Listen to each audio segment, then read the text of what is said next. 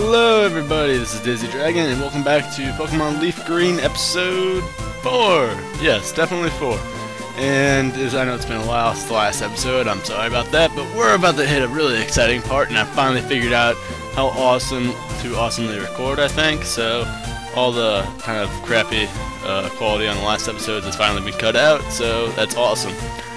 And just a little stuff off screen, I went back and fought some of those trainers, and Hippo is now at level 11. Not Switch, we want Summary.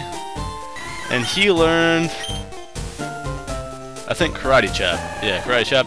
And Blue Shell learned, I think, Withdrawal. I don't know if you guys saw Withdrawal. And he definitely learned Water Gun, which I replaced Bubble, because it's basically a powered-up version of Bubble. So there's no reason I'm having two strong Water-type moves, you know.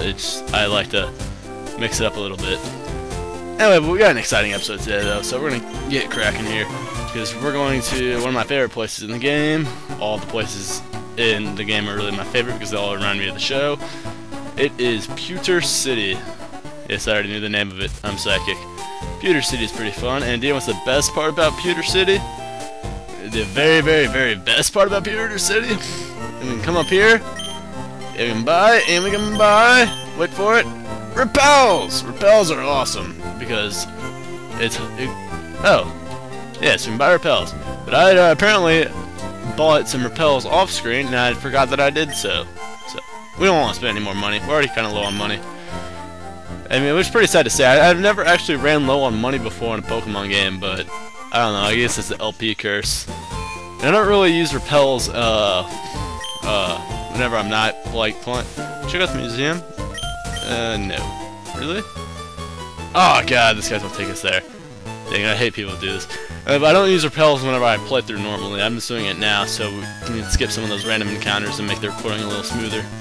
And this guy's telling us there's a museum here, which is awesome because we can see just random things here. But we'll check that out later. Maybe if we don't have enough time left. But whoa, there's a gym here. And I'm not being surprised because I already know who the gym leader is because I played this game a million times, and everyone should know who the first gym leader is because he is Ash's best friend. Hiya. Do you want to dream big? Do you dare dream of becoming a Pokemon champ? I'm no trainer, but I can advise you on how to win. No, we don't need your advice. We're not gonna take your advice. We don't want his advice. Not at all. Did he just tell us some advice anyway? I was paying attention. You see, this is one of the few guys that you actually do not have to fight this guy right here. You can completely skip him, and you just go straight to the gym leader if you want to. But we're gonna fight him because it's really your only opportunity to fight him. Because I don't think you can fight him after the gym leader battle, because then it's like, you know, why fight a random trainer when you've already beaten your your master, your superior. And we got a Geodude, which if you ever go back to the original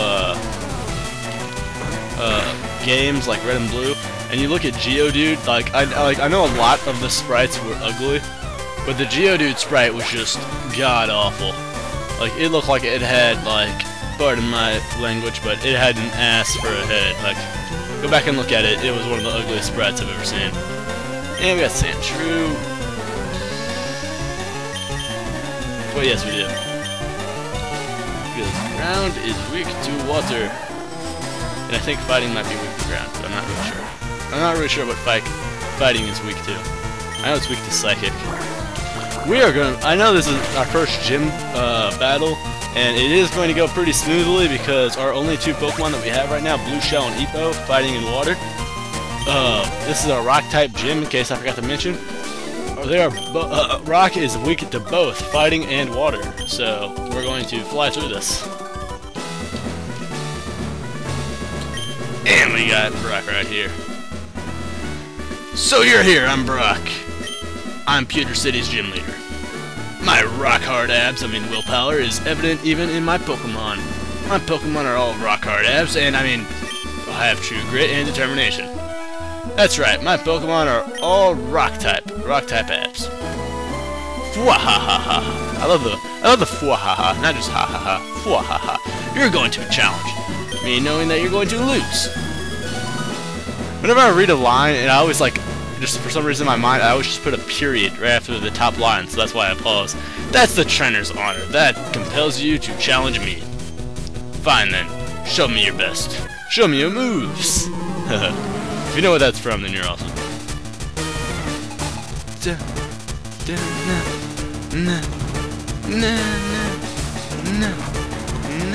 I'm sorry, I love the little gym leader themes. Why now an ugly ass Geodude? But at least it doesn't have an ass for a hat. Great job. And you're done. Oh, I thought it would be a one-hit kill. Karate Chop's another strong move. I don't know what its base strength is. I don't know what its power is, but it's still enough to take him down 2 moves, so I guess it's alright. And we're gonna level up. Good job, Epo. We got Onyx, which knew Bind in the first game, which was like an ungodfully like cheap move. Like, because in the first game you could just use Bind over and over again, and I think Fire Spin might have been the same thing in the first game, and you couldn't move, and you were still being damaged, and it was just like super cheap. I remember hating this gym in the first game because of that. And then even though I already knew Bind was like the ultimate attack, I never use it just because I'm like, oh, it's so cheap. I can't even use this on a computer player, it's just too cheap.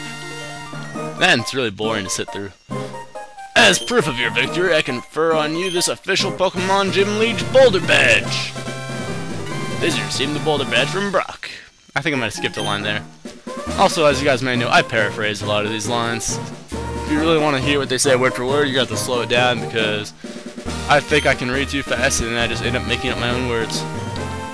It also enables you to use Flash, which is awesome, but Flash is a really weird move because it's not an HM. At least it's not an, I don't know if it's an HM in this game. I'm pretty sure it's just a TM in this game. I know it's a TM in Heart Gold, which really is screwy because you really kind of semi-need Flash. You don't really need it, but if you want to make it through a cave, like certain caves, in under like 3 hours, you're gonna need Flash. So basically, you can only use it on a Pokemon once, and whoever you use it on, remember who you use it on, because you're going to need that guy as a slave later on in the game. Wait, take this with you. Dizzy received TM39 from Brock. Dizzy put TM39 in the TM case. Technical machine, contains a Pokemon. TM teaches a Pokemon, blah blah blah. I might have already explained TMs, I can't remember. TMs are what you use to teach a Pokemon move. HMs are moves you can teach a Pokemon that they can use outside of battle. TM39 teaches you Rock Tomb. Hurls a big boulder, reduces speed. I think he originally gave you Bind though, didn't he? I'm not sure. I'll have to check that later. How will you guys check that? I know probably Super West or Metal Scorpio is going to be watching this, and they're a lot smarter about their Pokemon knowledge than I am, so they can go ahead. One of you two go ahead and leave that information down in the comments. Did they teach you Bind in the first games? Metal Scorpio, you better be all over that because you do the original games. Alright, so we're going to run in here to the museum. We're going to check this out because we have time left on this video and I was kind of unprepared. You have to pay $50 for a children's ticket. We want to do that? I guess so. Why not? Gosh, I hate the museum. It's always like the lamest field trip you ever go on as a kid. I take that back. I live in the middle of the boonies, and so we go on some pretty lame-ass field trips. Here's Aerodactyl fossil. It looks pretty awesome. Oh, that's cool. But, yeah, I live in the boonies, so, community tops, that's cool. What's that? Primitive and rare Pokemon. Oh, that's cool. So, like, I've been on field trips, like, for example, like, one of my first field trips, I went to a dairy farm. And that might sound interesting, but pretty much the dairy farm was across the street from the school, so we walked there, and it just smelled like cow shit the entire time. And then another exciting field trip, we went to a graveyard. I'm not even joking you, we went to a graveyard. And we just, like, kind of, like, looked at all the graves.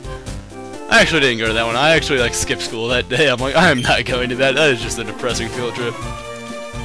This month we're running Space Shuttle. I think Space Shuttle. I think this actually said, like, Space Shuttle, like, Discovery or something in the original ones. I can't remember, though. It was something that I think they had to change. Metal Scorpio, again, check my facts on that. You're checking my facts for me today. in case you guys don't know, Metal Scorpio and Super West, they're two guys who I've known since I very started LPing. We've kind of like had like we've all kind of like talked amongst each other. They're two really cool dudes. If you haven't checked out their LPs already, go check them out because they're awesome. Then Arena, sit. Bow bow.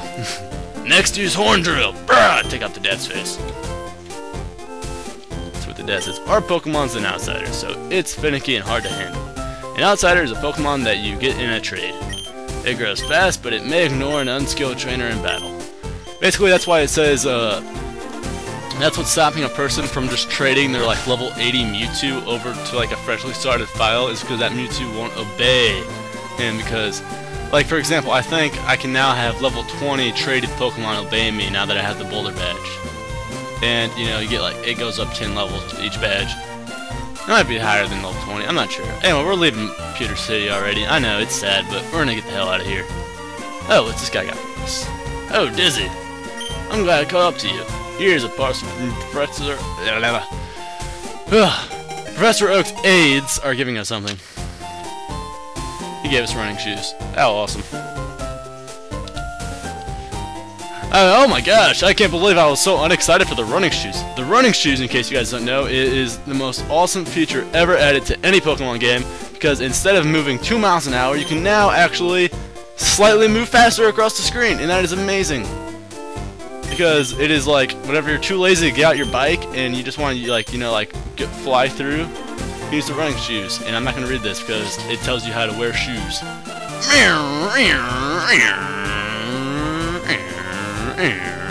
And we're off. Let's get going. Route 3. Oh, we got caught. That was an optional battle. We didn't have to get through this one. I will hit up some optional trainer battles from here and there. Just really depending on what I feel like hitting up as I'm moving along these routes. And we got Digi, and oh, I forgot to heal. Probably should have did that. But I don't like healing on screen, because that means I have to go back and edit and everything else, and blah blah blah blah blah, and I'm lazy. Let's kill Blue Shell. Right. And if you guys ever watched my Diddy Kong Racing episodes, if you haven't watched them, watch those, then go back and watch them. But being lazy, watch my Diddy Kong Racing, I love those. The first LP. But anyway, you'll hear me complain about my public speaking class in a couple episodes. And I'm still in that class, actually. And I have to give a speech to review something. And everyone's like been like doing like their like latest like album that they've got, you know, and like you had a bunch of like girls do like Taylor Swift, and like some dudes do like, I know one guy did Cage the Elephant, but a lot of people do a lot of generic bands. But I am doing Pokemon White as for my review, and I don't know how that's gonna go over because I don't know if anyone at my age. Well, I mean, I know a lot of people my age still do play Pokemon at my school. Like, I've seen them, but like in this class particular, like I'm pretty sure no one else plays it, and I'm pretty sure it's not gonna go over well at all.